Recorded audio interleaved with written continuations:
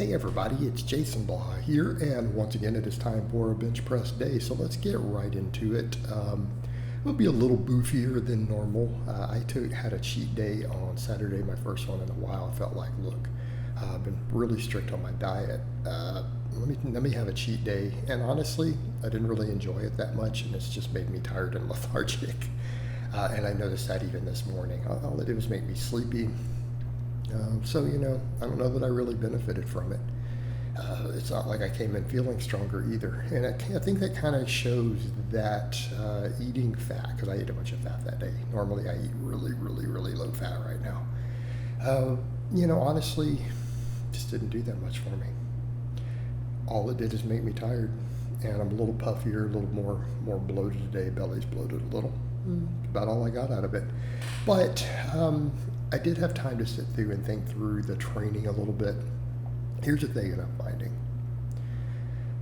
All this dumbbell work and stuff is nice, and I know like over time it will absolutely build more tissue, but when I'm looking at the direct bench carryover, I'm just not seeing certain exercises carry over, and I think that they're good muscle builders, and I think that they work, and I prescribe them for clients all the time, but when I'm looking at where I'm weakest on my bench press, right, because my bench has regressed just a little bit, and again, part of it's the heat, it's a lot of other stuff going on, and so again, like that was a pretty heavy set of 5. I could have got 6, but 6 would have been a grinder, so I was happy to take a nice solid pause and just lock it and be good with it. So when I look at what goes on with my bench, I know where my bar path is on those sets. I really need to incline. And I just have to accept that. The incline just gives me such good carryover. The same thing when it comes to tricep work. I like skull crushers. They hit my triceps in such a unique way. I've been doing them for weeks and weeks and weeks. All they're doing is giving me tricep DOMs. They're giving me tricep DOMs, and they're probably making my triceps grow. Skull crushers are a great exercise. It's a great exercise. Big fan. My bench gets more out of the JM press. So when I really look at, what tends to bring my bench up, my closed grip bench climbs when I do JM presses, right? We know it does. We've watched it happen. My wider grip tends to climb when I push the incline work. So I'm going to stick with what I know works. Doing lots of pause reps, working my incline back up, working JM presses up. And I really wanted to try the dumbbells as just a reason to not incline. But the incline didn't really inflame my shoulders at all today. And I think the real trick with the incline is to not ego lift on it, to just accept that I need to do nice, good pauses. Okay, I need to touch a certain point on my chest and make it happen. So normal benching today, did kind of what I normally do, except that I went up to 245. I'm like, let me just do sets of 10 with this. I've been getting some really good volume in, getting some sets of 12 and everything with 225. But at the end of the day, when I go just a little heavier and just get some good quality reps on the pause bench, notice again, really taking the time to get some good quality pausing in, so that I'm not fighting running out of steam. Just progress back on that. And that's about what I expect when I look at say like right now, 315 feels like a 6 rep max. Okay, it's about what it is. Instead of being getting 8 like I was getting. And then I look at where that pause work is. I was able to do 255 for 10. Okay. On the best set, right about the time I was hitting the 8. I do 275 for 8s.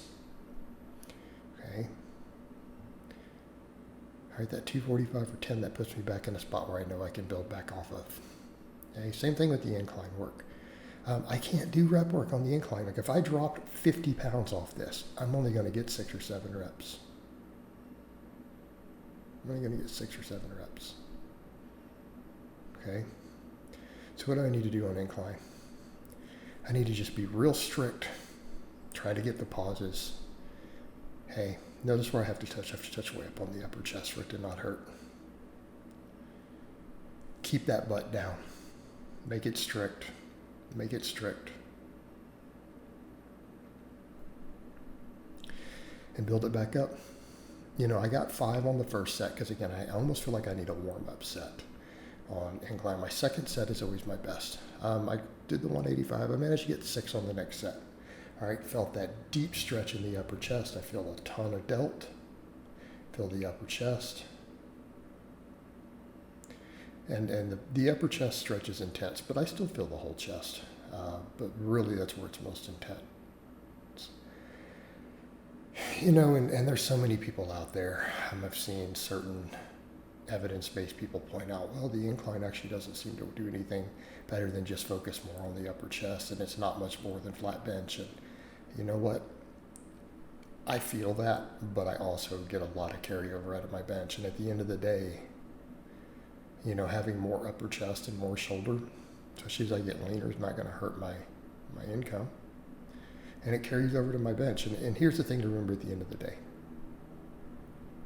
I'm not chasing a look so much as I am chasing performance. And I need to be leaner and I need to be bigger. And if that just happens to create a better look, the incline, all right, hey, great. It's like getting leaner so I can make weight classes easier. Great. But at the end of the day, it's always about performance first for me. It really is always going to be that way. And it has to be. But there's a point where I just go, look, the incline just carries over. And I can make all the excuses in the world not to do it. Oh, that's all this study that Minnow or whatever put out, blah, blah, blah. I know damn well it carries over for me. Dumbbells might be a better overall chest builder, but the incline's a better bench builder for me personally. I have lifters who built monstrous benches off dumbbells, relative to their body weight. It just carries over for me. Same with the JM presses. And I've got to check the ego. It's like I like to take them real wide because I feel like I can move more weight. But man, when I bring them in close like this,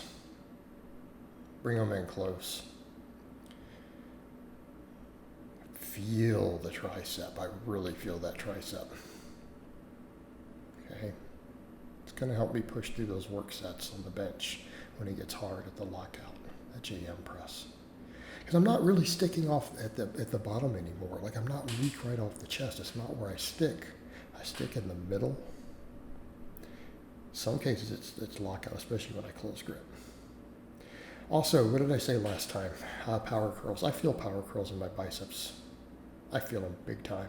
And I know this is not the most flattering angle, by the way, and that's okay. Especially after a cheat day and that belt clamped on real tight and the skin rolls up. It's okay. It's all good. Dad bod.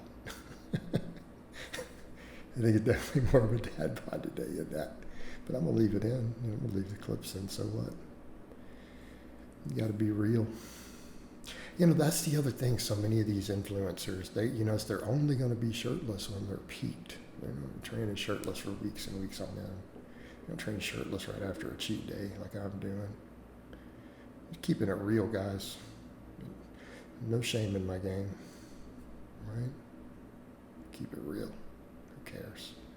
Just get in and get the fucking work done. That's what it's all about. Get that work done, baby. But, my God, did I feel my biceps more. I stopped at 2 sets instead of trying to do 3 like I do with the dumbbells because my biceps started cramping. My biceps were cramping on the first set. I'm like, oh, man, there we go. It's funny when I use an exercise like that and I know how much I feel it. And then I go do something else that a lot of people feel is better, and then what happens? I come in and do it again, and the muscle just cramps. That's what works my biceps. And we finish off with one more set of JM presses, but I'm happy with the workout. I feel it was crazy productive, so I hope it's been informative, and I'll talk to you guys next time.